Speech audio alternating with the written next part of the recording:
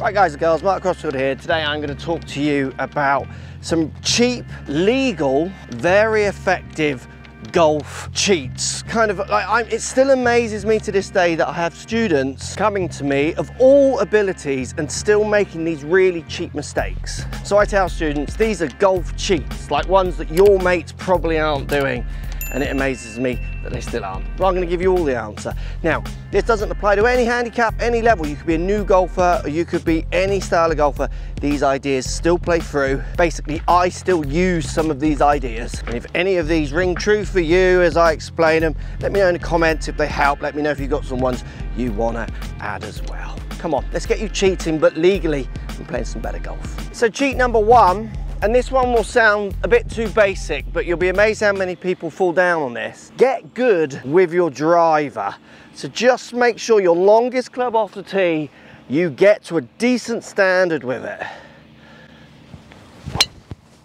Now obviously I say that, and that sounds really basically easy, doesn't it? Oh, that's obvious, surely we should all just get good with our driver. But think about this, is this you? I have students who come to me with a 7-iron. And I say, like, you know, what's wrong with your game? And they say, oh, my driving's rubbish and iron play's a bit inconsistent or whatever. And I say to them, well, where's your driver? They say, well, I've had lessons and they always want to hit a 7-iron. That has completely baffled me for as long as I've coached. Make sure that you're having lessons with your driver. And if your coach wants you to just constantly hit 7-irons, go to a different one. I used to teach with people and would, if they told me their driver wasn't good, even if they didn't tell me their driver wasn't good, I would still test it. And if I saw any faults with it, absolutely practice and build your swing techniques and your lessons around your driver. I mean, these are common ideas that I see that just, honestly, they blow my head off. So I have students who think that they can hit good drives with extreme setup positions. Often ones that are stealing a player's loft off the club. So a common one, like really strong grips and then handle forwards, his ball way forwards or even way back. Just extreme setups that I think, yeah, with an iron, with a club with loft, so you give them like a 7-iron, 8-iron, 9-iron club with angle, you can take loft off and it all works. Your extreme angles create you to create, say, less loft as you come in to hit the ball. And I think, yeah, that'll work with an iron, but as soon as you get them to a low lofted club like a driver, the one that you need to get good with, they struggle. Now, why do you need to be good with your tee shot? Surely it's all about chipping and putting, isn't it? Well, if you look at these numbers here from ShotScope, captured over millions of shots, there's a real correlation between distance off the tee, so in effect hitting your driver better, and handicaps. Now, there are people outside of these averages, I get that. There's always going to be outliers, and if you're that person, that's great. Like, you know, really dine out on that outlier stat. But the majority of people hitting their driver better allows them to really rocket their handicap down. Now, just one more stat before I hit my next great drive. Look at these ones for fairways hit. They don't really reflect handicap nowhere near as much as distance did. Getting your driver to be an acceptable distance for how much energy you put in, not having huge power leaks, not having a huge curvature that will restrict how far the ball goes, might just allow you to get out there and beat your mate who's having lessons with his 7-iron every week.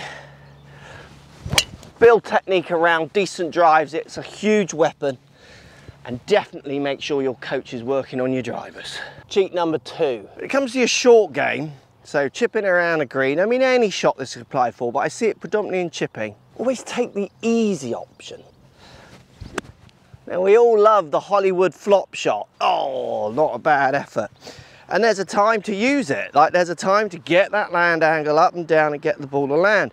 But the chance of me stopping that ball or landing it on a similar spot every time is really slim. Now I know that's an extreme example, but in general day-to-day play, I have built my bag now around the simplest option. I've got a chipper, I've got a 52, I've got a 58, and I have a pitching wedge as my wedge selection. And I'm constantly looking for the easiest option for the task in hand. So if it's the putter or my chipper here, whatever it is, I'm gonna use it. I'm not gonna let ego take control. And when I say this on videos, and as you watch now, you probably think, well, that's just really obvious. Everyone does that, don't they? Well, that's the problem. That's why I'm making this video. They don't. You'll be amazed how many people chip with what they call their chipping club. And for lots of people, I've got a 58 in my hand here. It's like a 56. It's like their sand wedge. Now, I can chip with this club, and I might even chip it closer the odd times. And there's situations where this club might be the option because I've got to get over something. But I'm not going to use this club as my option unless it is the one that hits it closer every time. I'm always going to choose the simplest option for me, and that's the key. What is simple for me might not be simple for you, which is where you need to go and test. What we see from stats from ShotScope again is we do see higher handicappers basically going for their most lofted club more often than better players. Better players are generally going through their lofts. They're choosing the simplest option. I do this test with a lot of golfers. I'm going to put my glove on the ground here. I'm going to stand like 1 pace away from it. That's my landing spot if I'm chipping. Well, I feel I can drop this ball on that landing spot quite often. If I hit my landing spot, there's a good chance I might hit the ball the right distance. But the further I move away from that landing spot, so let's pretend this is now the more lofted club where I'm trying to chuck it over stuff. If I haven't got anything in front of me, why would I not choose the simplest landing spot? I mean, they're landing not bad, but I didn't hit the glove once. Again, you might be the outlier. You chip better with one club. Keep doing that. We filmed with Luke Donald. He chipped with one club generally. I'm not going to tell him to stop and move around his lofts. But I know for a fact if we chose any loft, he's still going to chip it closer than me. Choose the easiest option. Sounds so simple, doesn't it? So many golfers do not choose the simplest option. Just calling this golfer through. Approach play ideas, and this one, over and over and over again, I see this pattern. It amazes me how much this pattern plays out. Play this game next time you're out on the course practicing, you've got some time. Pin here is 145 middle, 164 back. I'm going to play the back yardage. 164 to the back. Every time you play an approach shot, next time you're out, subject to slope and wind and those kind of ideas, play the back yardage. See how many times you hit the back of the green? So I've hit their 164 club. Let's show you where that's finished. Trying to get to the back. I'm going to hit another one because this one is hard to believe. Like, it's really hard to do. I still do this now like it's tough, and I'm doing it even in this video. So same club, but I'm going to commit more to the 164 yardage, which is, I've got an 8, so it's like a good 8.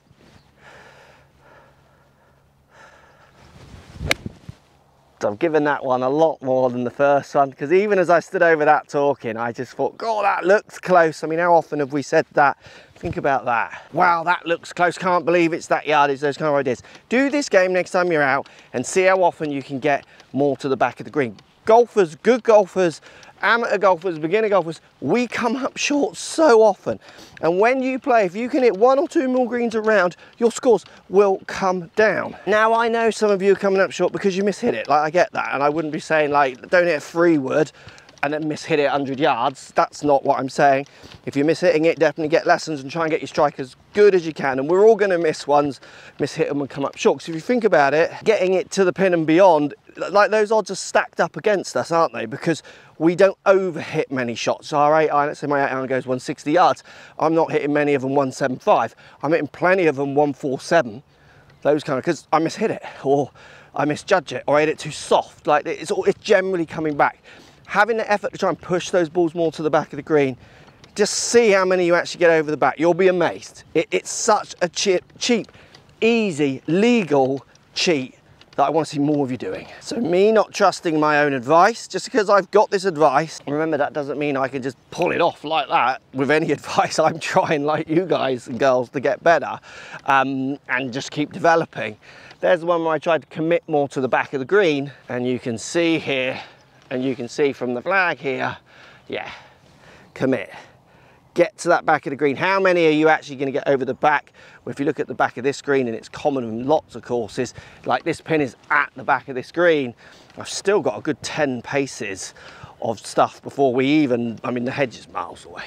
Obviously you don't want to be down here, and I'm better off hitting the green, but coming up short a lot is why you're going to find that your free putt stats are maybe a little higher than you want them. And that's often the people say, oh, I free putt loads. Is it that you're free putting loads, or is it that you're just a long way away a lot? So proximity to the holes, how close you hit approach shots, definitely bleeds through from different distances. So approach shots that you've got in, like 200 yards compared to 100 yards, your average proximity is going to be closer to 100 than 200.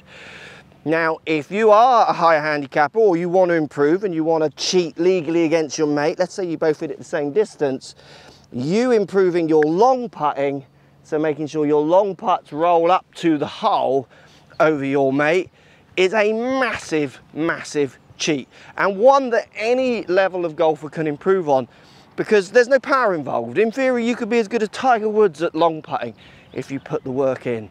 So cheat number 4, please, please, please, practice your long putting loads more. Simple thing you can do, get 3 golf balls, get a bit of room on a putting green or out here on the course where it's nice and quiet, and drill some distance control. So put a banker putt out there, X distance, just put one out at X distance. So I've just hit that at a random distance in front of me. Now what I'm gonna do is try and sneak the next ball past that ball, but no longer than a putter length. So basically I'm trying to get the second ball past the first one, but it's gotta be inside, which that just is a putter length. So I'm just trying to stagger each putt to give myself ideas of how long different foot long putts might need in distance. And the further away they get, you might give yourself a bit of leeway of 2 putter lengths. Just go, go, go, go, go. Oh. And it's just a bit short. So again, my putting distance, I had a putter length's distance to hit into, and I couldn't do it. So if you imagine the hole was in the middle of that, I've still got another putt here. I've got a chance at free putting, and do it on different breaks. So that's a right to left. I could do it on a downhill, do it on an uphill, put a banker out there. Literally doesn't matter how far it goes. You're trying to feel how hard did I hit that one? Can I hit it a little harder?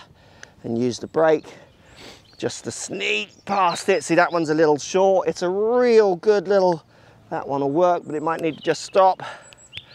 So you can see my putting distance control could be better. And if I've got an identical golfer to me out here, hitting identical distance off the tee and identical proximities into the green, if my distance control isn't that good on my putting, I've got more chance of free putting than them, which means I've got more chance of hitting a higher score than them, and I've not used my legal cheat. Get better at long putting, rather than just constantly putting towards a hole, which still has its merit. Trying to hole out, that still has its merit, and do that.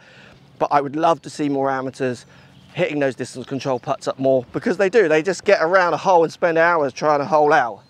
And then you get them 20 foot away, 30 foot away, which is where lots of their putts are from when they get out on the course. And they're hitting it to 10 foot at best. Now the last one, and the most important one. Save the best till last. And you'll be amazed how many people forget this one. Make sure you're keeping it fun. Like, the amount of people that play golf where the fun disappears, the fun kind of just erodes away, and they go home angry. Think about the amount of times you've gone home from a round angry when you're out there to have fun. So find out what makes golf the most fun for you. Is it competing? Is it just playing with your mates? Is it playing with different people? Is it going around and playing other courses? Whatever it is, do more of that more often. Don't get trapped in the situation. I see lots of people where they're literally just doing what they think they're meant to do at golf clubs. This is a social environment for you to come and have fun away from the stresses of life and work. Let's remember that. Find out what it is for you that makes it fun, and do more of it. That's just the most important tip, golf tip, anyone can give any golfer. Honestly, I've been golf for so long, you see so many people drift out of the fun ideas. And when it comes to playing for longer and enjoying it more over time, this is the key. The biggest thing I see people who do play for longer, this one just sticks with them. Let me know if these ideas help or not. One little bonus one as well with the have fun, be tolerable of other people's idea of fun. So in front of me, I might have 2 golfers who want to have a chat, and they want to just, you know, meander around. As long as they call me through or they keep up with the pace of play, be tolerable of them. Other people might want to be out there competing, lining up putts from left, right and centre. As long as they keep up with the pace of play and what have you, they fit in with the round. Just be tolerable of each other out here. Definitely gets a little bit like a road out here, doesn't it? You think road rage on golf courses, and that isn't actually to do with what's happening out there. Often it's to do with what's happening in here. Keep it fun. This is meant to be fun. Get out there and enjoy it. Thanks for watching.